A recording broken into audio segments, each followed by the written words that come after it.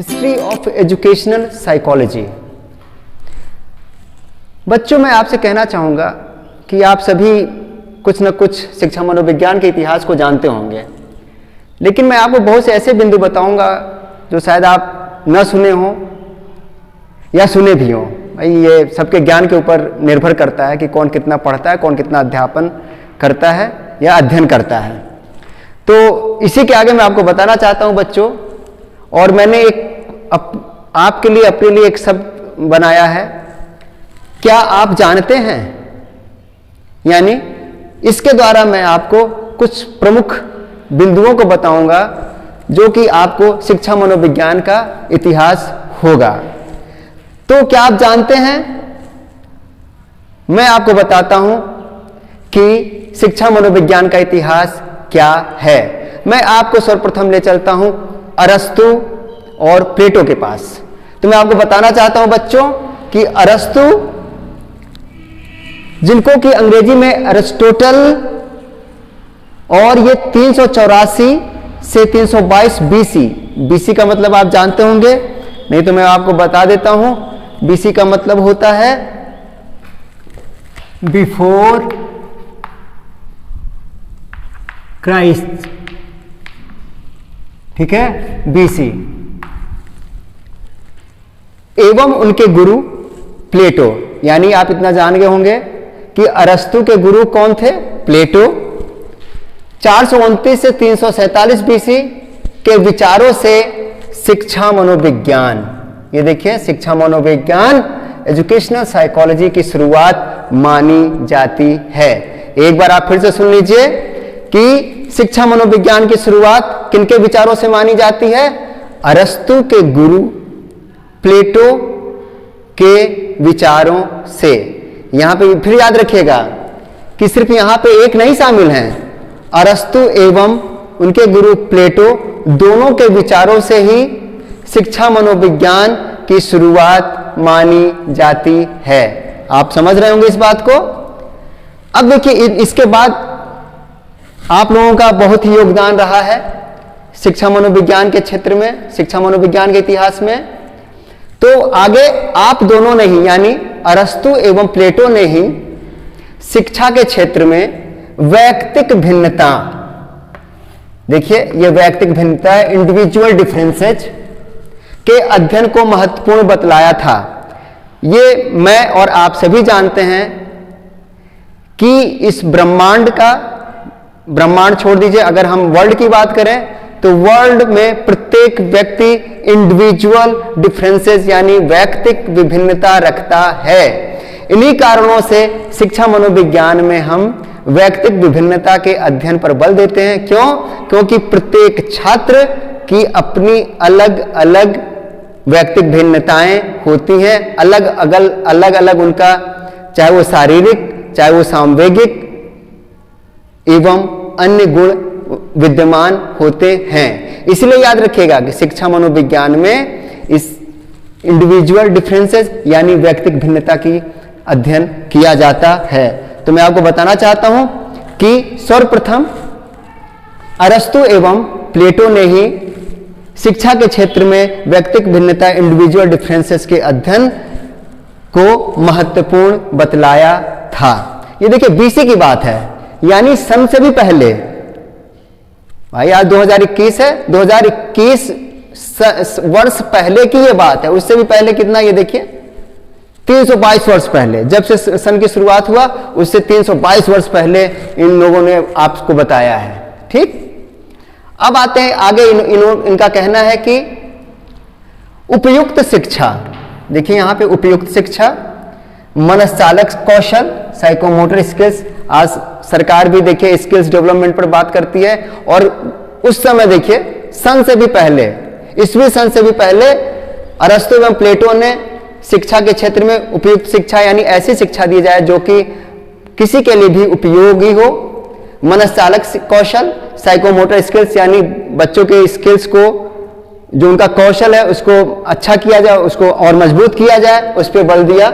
और साथ ही उन्होंने क्या कहा कि नैतिक शिक्षा की सीमाओं पर अधिक बल।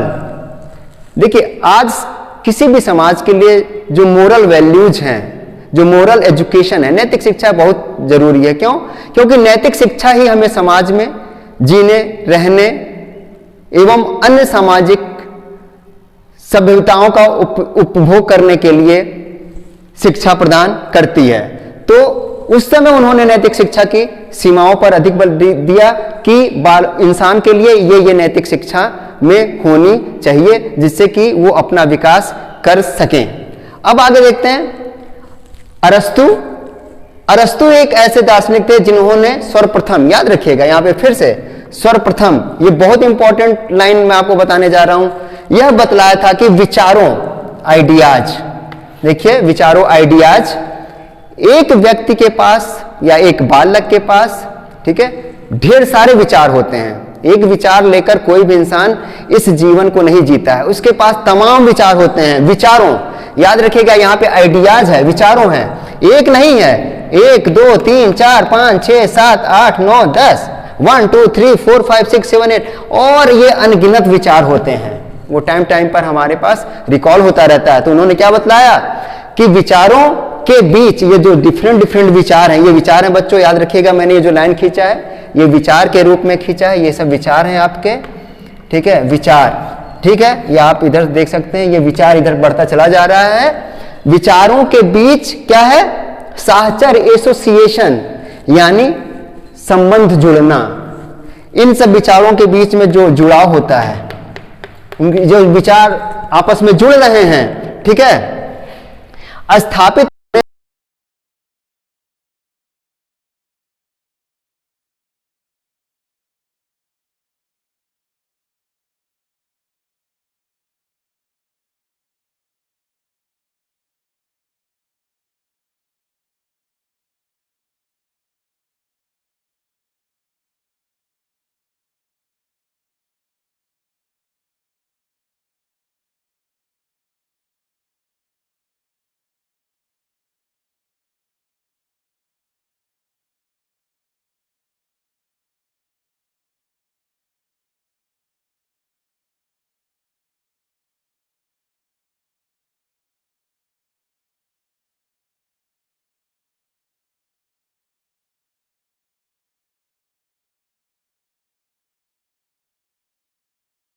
फिर से कि विभिन्न आइडियाज, विभिन्न विचारों के बीच साहचर स्थापित होने से ही क्या होता है, हमारे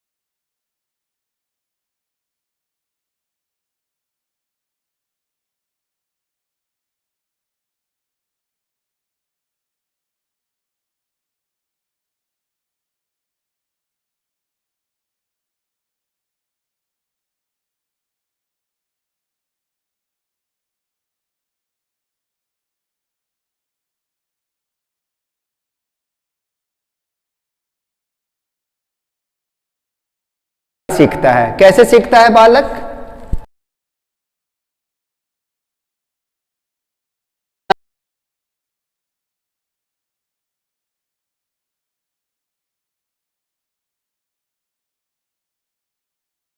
इस बात को जॉन लॉक ने बताया क्या? इस पे उन्होंने एक परिकल्पना का निर्माण किया। अब देखिए जॉन लॉक को अनुभववाद, एम्पिरिसिज्म के जनक के नाम से भी हम जानते हैं।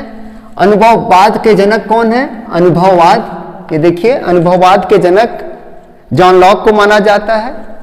इन्होंने अनुभववाद को जन्म दिया। एम्पिरिसिज्म के जनक के नाम से हम जॉन लॉक को जानते हैं। क्यों इनको कहा जाता है? क्योंकि इन्होंने कहा कि माइंड एक कोरी पट्टी, टेबुला रासा, जो हमारा मन होता है वो एक क्या है? कोरी पट्टी, यानी सफेद पट्टी, जिसपे कि कुछ भी नहीं लिखा होता है, के समान होता है, जिस पर व्यक्ति, ठीक है, मन को उन्होंने क्या कहा, कोरी पट्टी के समान माना, और उसमें उस पर उन्होंने कहा कि कोई भी व्यक्ति अपने अनुभव के आधार पर इस कोरी पट्टी पर लिखता है। क्या कहा उन्होंने कि मन एक कोरी पट्टी के समान होता है जिस पर व्यक्ति अपने अनुभव के आधार पर लिखता जाता है। फिर याद रखिए उन्होंने क्या कहा कि जो मन है वो कोरी पट्टी है जिस पे कि कुछ भी ना लिखा हो, और उस पे ही व्यक्ति अपने अनुभव के आधार पर लिखता रहता है जीवन भर। अब आगे हम बढ़ते हैं जॉन लॉक के बाद। फिर से आप सुन लीजिए, जॉन लॉक ने दो बहुत महत्वपूर्ण बातें कही। एक बात उन्होंने ये कहा कि जो व्यक्ति सीखता है वो किसके कारण सीखता है, बाह्य बलों के कारण, बाहरी दबाव के कारण सीखता है। इसके बाद हम जॉन लॉक को अनुभववाद के जनक के रूप में भी जानते हैं। और तीसरी जो सबसे बड़ी बात उन्होंने कहा, क्यों हम मानते हैं उन्हें अनुभववाद के जनक, क्योंकि उन्होंने ये कहा कि मन कोरी पट्टी के समान है जिस पर व्यक्ति अपने अनुभवों के आधार पर लिखता रहता है। अब आगे आते हैं जॉन कामेनियस। यह मैं आपको इतिहास ही बता रहा हूं, इतिहास बहुत बड़ा है शिक्षा मनोविज्ञान का। उसमें आगे आता है जॉन कामेनियस 1592 से 1670। इन्होंने सर्वप्रथम बताया कि बच्चों की सीखने की क्षमता, ये देखिए बच्चों की जो सीखने की क्षमता उम्र के अंतर होने से प्रभावित होती है। सर्वप्रथम किसने बताया, जॉन कामेनियस ने यह बताया कि जो उम्र का अंतर होता है बच्चों में वो सीखने को प्रभावित करता है। ठीक,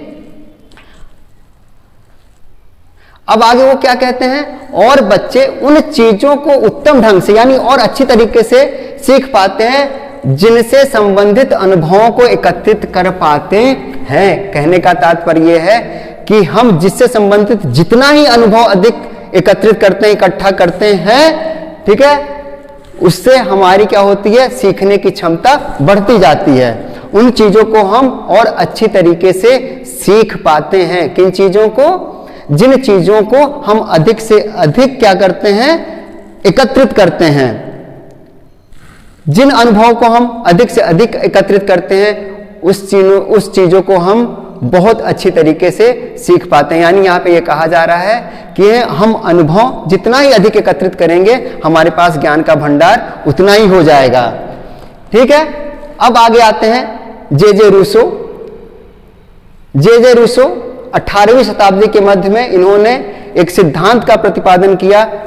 सिद्धांत बहुत ही महत्वपूर्ण सिद्धांत है, उसका भी आप नाम जानेंगे तो हो सकता है कि आपको ना मालूम है, लेकिन आज आपको मालूम हो जाएगा कि जे रूसो ने 18वीं शताब्दी के मध्य में जिस सिद्धांत का प्रतिपादन किया उसका नाम है शैक्षिक अध्यापन, एजुकेशनल पेडागॉजी। देखिए, शैक्षिक अध्यापन, एजुकेशनल पेडागॉजी बहुत ही महत्वपूर्ण सिद्धांत रहा है जिसका प्रतिपादन जे रूसो ने किया 18वीं शताब्दी के मध्य में। और रूसो ने कहा कि बच्चों को उनके स्वाभाविक रुझान, देखिए बच्चों को उनके स्वाभाविक रुझान, नेचुरल इंक्लिनेशंस के अनुसार शिक्षा दी जानी चाहिए। इसका मतलब क्या है, चाइल्ड सेंटर्ड एजुकेशन, छात्र केंद्रित शिक्षा की बात देखिए यहां पे आती है। स्वाभाविक रुझान, वो उनकी रुझान कैसी है, हमको एक अध्यापक को बालकों के रुझान को देखना है और उसी प्रकार से हमको शिक्षा देनी है। सर्वप्रथम किसने बात किया, रुझान, स्वाभाविक रुझान की, नेचुरल इंक्लिनेशन के अनुसार शिक्षा दी जानी चाहिए, रूसो ने कहा कि बच्चों को उनके स्वाभाविक रुझान, नेचुरल इंक्लिनेशन के अनुसार उन्हें शिक्षा दिया जाना चाहिए। अब आगे रूसो क्या कहते हैं, रूसो की एक बहुत ही प्रसिद्ध पुस्तक है, हो सकता है आपने नाम सुना हो, पढ़ा भी हो, इमाइल।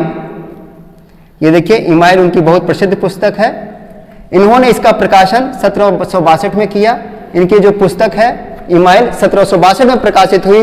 और रूसो ने कहा कि व्यक्ति में ज्ञान का अर्जन उनके अनुभूति के कारण होता है। फिर ये देखिए अनुभूति, अनुभव, ठीक है, हम जो अनुभव करते हैं, हमें जो अनुभूति होती है उसी से ज्ञान का अर्जन होता है, उसी से हमारे पास ज्ञान एकत्रित होता है।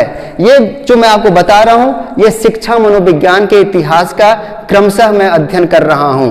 मैं स्टार्ट किया हूं अरस्तु प्लेटो से होते हुए हम जॉन लॉक पे पहुंचे हैं। उसके बाद जॉन लॉक के बाद हम कामेनियस की बात किए और उसके बाद रूसो। मैं आज यहाँ पे अपनी बात को समाप्त करता हूँ और मैं आपसे ये कहना चाहता हूँ कि यदि आपको ये वीडियो पसंद आया हो, आपने यहाँ से कुछ भी शिक्षा प्राप्त की हो, कुछ भी ज्ञान का अर्जन किया है, तो आप शेयर करिएगा, लाइक करिएगा और अपने दोस्तों, मित्रों, जो भी हैं सहपाठियों, उनसे एक बार इस वीडियो के बारे में जरूर डिस्कशन कीजिएगा। धन्यवाद।